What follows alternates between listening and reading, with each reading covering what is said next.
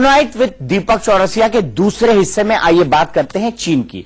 डोकलाम में आमने सामने की जंग में चीन की गुंडागर्दी नहीं चली तो चीन ने अब हिंदुस्तान की पीठ पर खंजर से वार करने का प्लान बनाया है। और खास बात यह है कि चीन ने अब तक भारत के खिलाफ जितने भी प्लान बनाए हैं उनमें यह प्लान सबसे खतरनाक है। अगर चीन का यह प्लान वजूद में आ गया तो भारत के लिए बड़ी मुश्किलें खड़ी हो सकती है। क्या है चीन का यह पाताल प्लान और कैसे ये प्लान हिंदुस्तान के लिए दिक्कतें खड़ी करेगा, ये हम आपको आने वाले अगले आधे घंटे में बताएंगे हमारी खास पेशकश ड्रैगन का पाताल प्लान में।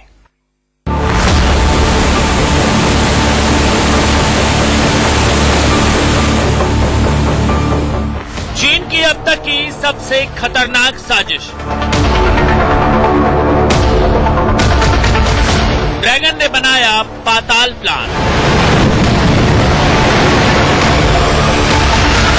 पीठ पर खंजर भोगने को तैयार जिनपिंग।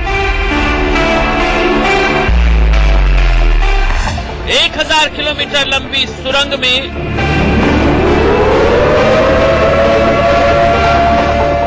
भारत के लिए तैयार होगा वाटर बम।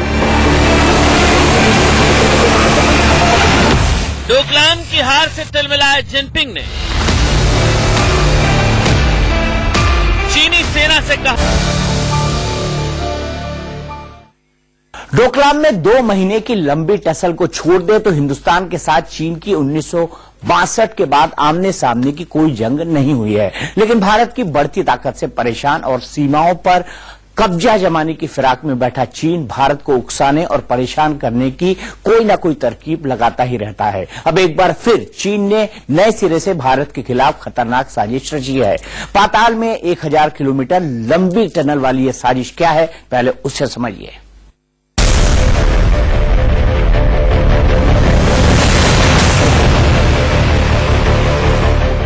भारत के पूर्वोत्तर में अरुणाचल और असम 2 ऐसे राज्य हैं जहां ब्रह्मपुत्र जिंदगी भी है और प्रलय भी। इसी साल अगस्त में असम में आई तबाही को पूरी दुनिया ने देखा। ब्रह्मपुत्र बेलगाम थी, 40 से ज्यादा लोगों की जान चली गई और नुकसान हुआ सो अलग। उस वक्त ये सवाल उठे थे कि कहीं इस बाढ़ के पीछे चीन की चाल तो नहीं। और ये सवाल नया नहीं है, क्योंकि ब्रह्मपुत्र कितना पानी उगलेगी इसका रिमोट कहीं न कहीं चीन के पास ही है। ये जांगू बांध है। दुनिया की छत कहे जाने वाले तिब्बत में समुद्र तल से 3300 मीटर की ऊंचाई पर बना ये बांध असम और अरुणाचल में तबाही की तासीर तय करता है। इस बांध का भारत ने विरोध भी किया, लेकिन चीन नहीं माना। और अब तो चीन एक कदम और आगे बढ़कर एक नया प्लान लेकर दुनिया के सामने आ रहा है। जी हाँ, इसी ब्रह्मपुत्र के पानी को डाइवर्ट करने का प्लान बना रहा है चीन। तकरीबन 1000 किलोमीटर लंबी टनल के जरिए चीन हिंदुस्तान के लिए और भी खतरनाक वाटर बम तैयार करने जा रहा है। इस 1000 किलोमीटर लंबी टनल के जरिए चीन ब्रह्मपुत्र का पानी तिब्बत से जिनजियांग की तरफ मोड़ने की योजना बना रहा है। प्रकृति के खिलाफ चीन की ये सबसे बड़ी योजना अगर साकार हो गई तो कमाल भी होगा और कयामत भी आएगी।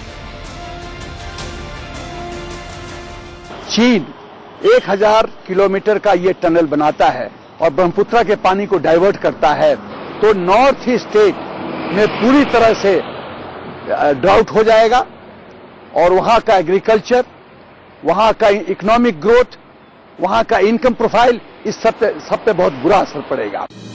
दरअसल ऐसा कहा जा रहा है कि चीन अपने सूखे इलाके शिनजियांग को कैलिफोर्निया की तर्ज पर तैयार करना चाहता है। 1000 किलोमीटर लंबी ये सुरंग दुनिया के सबसे ऊंचे पठार यानी तिब्बत के कई हिस्सों के नीचे से होकर निकलेगी। ये हिस्से कई झरनों के जरिए आपस में जुड़े हुए हैं। फिर ये सुरंग चीन के सबसे बड़े एडमिनिस्ट्रेटिव डिवीजन यानी शिनजियांग के विशाल रेगिस्तान और सूखे घास के मैदानों को पानी मुहैया कराएगी। साइकोलॉजिकल वॉरफेयर का एक स्वरूप है, एक तरीका है कि हिंदुस्तान के दबाव डालने के लिए कि हिंदुस्तान जो BRI इनिशिएटिव के तहत चीन का साथ नहीं दे रहा है, उससे चीन गुस्सा होके इस तरह का साइकोलॉजिकल वॉरफेयर का रुख ले रहा है। अपने इस पाताल प्लान से भारत को कितना नुकसान पहुंचाने वाला है चीन, ये हम आपको अगली रिपोर्ट में बताएंगे। आप देखते रहिए हमारी ये खास पेशकश। चीनी सरकार अगर इस टनल निर्माण को मंजूरी दे देती है तो भारत और बांग्लादेश पर इसका बड़ा असर पड़ेगा और यही चीन चाहता भी है। भारत ने 2010 में तिब्बत के जंगू में बनाए गए बांध पर भी चिंता जाहिर की, लेकिन चीन ने भारत के विरोध को अनदेखा और अनसुना कर दिया और फिर उसके बाद 3 और डैम को ग्रीन सिग्नल दे दिया। अब 1000 किलोमीटर लंबी सुरंग का प्लान ये बताता है कि चीन भारत को किस कदर मुश्किलों में डालना चाहता है।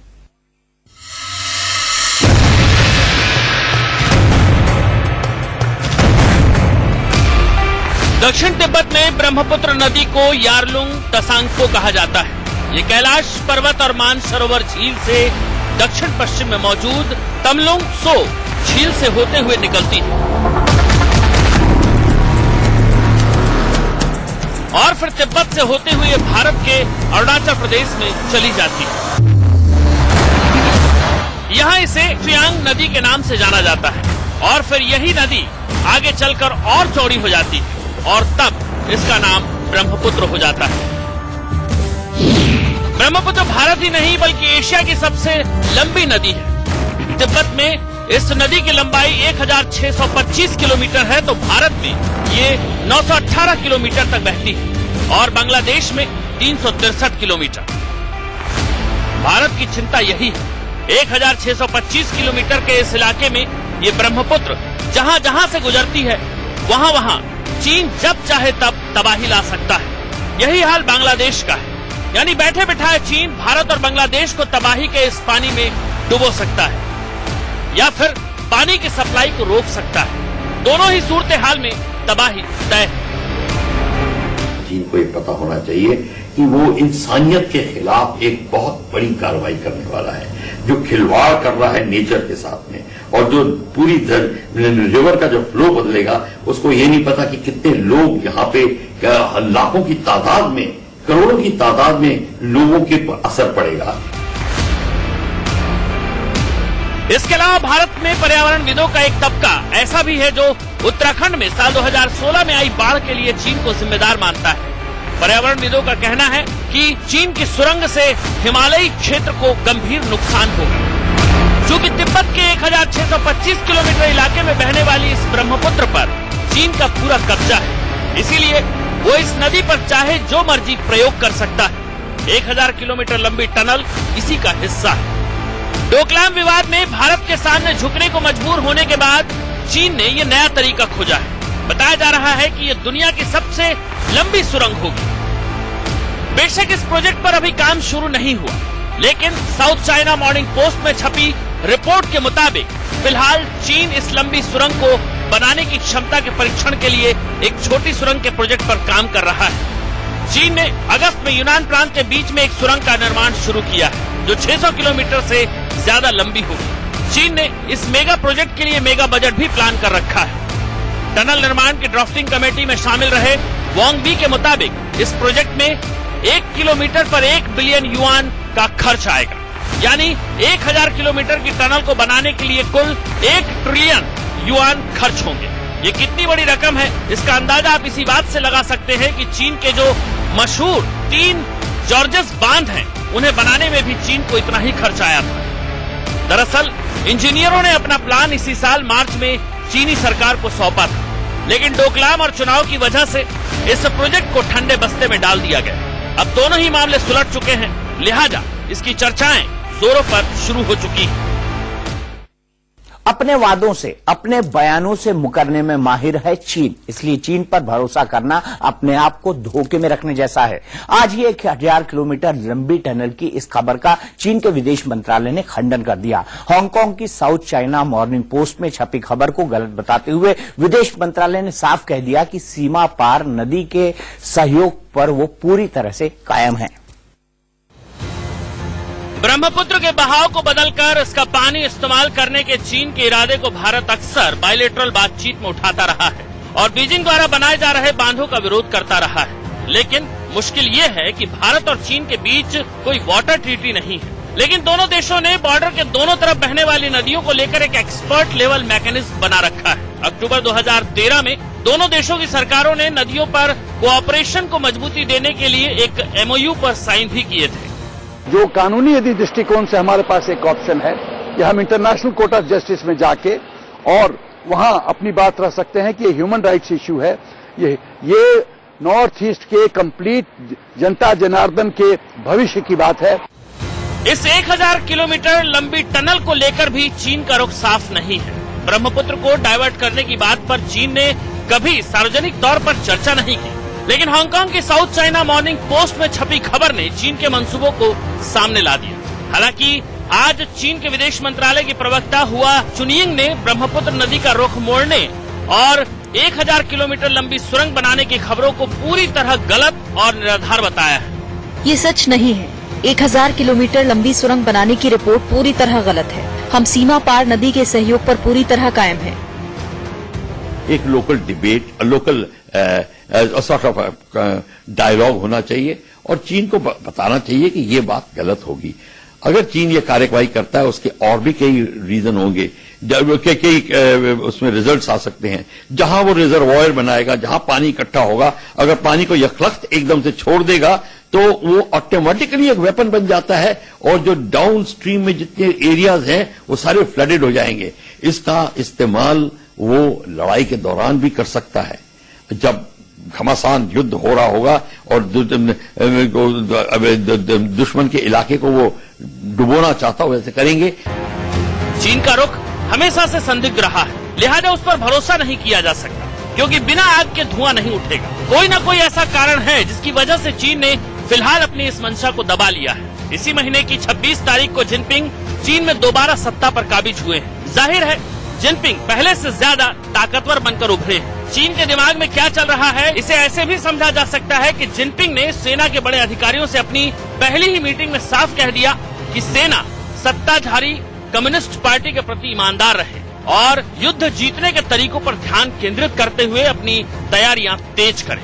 शी जिनपिंग का ये बयान काफी है ये समझने के लिए कि वो भविष्य में भारत के साथ कैसा रुख रखने वाले हैं। इतना ही नहीं, जिनपिंग ने तिब्बत में रह रहे चरवाहों से अपनी बस्ती को भारत चीन सीमा के पास बसाने और चीनी क्षेत्र की सुरक्षा करने को भी कहा है। चीन के इन इरादों से साफ है कि वो भारत के साथ हर मोर्चे पर अड़ने और लड़ने को तैयार बैठा है। इतनी बड़ी ताकत, इतना बड़ा देश, लेकिन फिर भी भारत की ताकत के आगे घबराता है चीन और इसकी कुछ बड़ी वजह हैं। पहली वजह तो यह कि भारत के बाजार पर काफी हद तक टिकी है चीन की अर्थव्यवस्था। अगर चीन फैक्ट्री है तो वहां के तैयार सामान को खपाने के लिए भारत बड़ा बाजार है। दूसरा, भारत की तेजी से बढ़ती ताकत और उभरती अर्थव्यवस्था जो हर पल चीन को डराती है। और तीसरा है भारत को दुनिया के सबसे ताकतवर देश अमेरिका का समर्थन।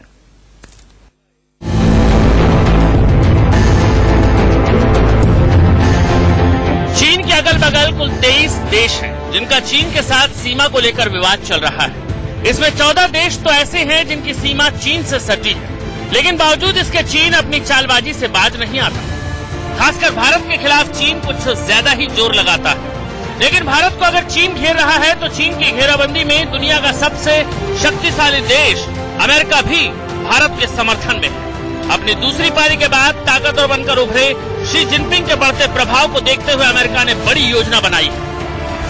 दरअसल चीन की तरफ से नेपाल, श्रीलंका, बांग्लादेश और अफ्रीका को वित्तीय मदद देने के बाद उनका प्रभाव विश्व राजनीति में तेजी से बढ़ता हुआ नजर आ रहा था, जिसकी काट यूएस ने निकाली और जापान, ऑस्ट्रेलिया और भारत को साथ लेकर एक वैकल्पिक रास्ता अपनाने की अमेरिका ने योजना बनाई। इसके तहत अमेरिका बुनियादी ढांचे और आर्थिक विकास में बड़ा निवेश करेगा।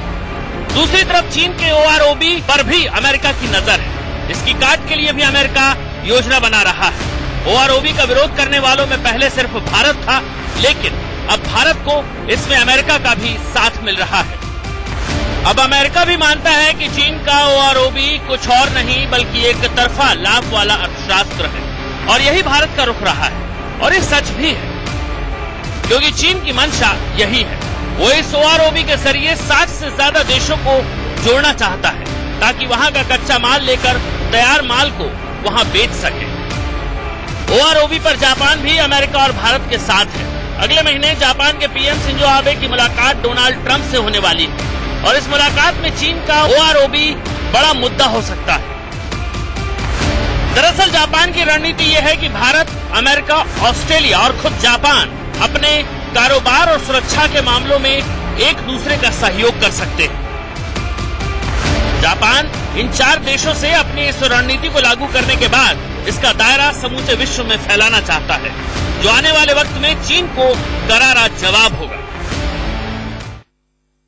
तो टुनाइट विद दीपक चौरसिया में आज के लिए इतना ही, लेकिन इंडिया न्यूज पर खबरों का सिलसिला लगातार जारी है।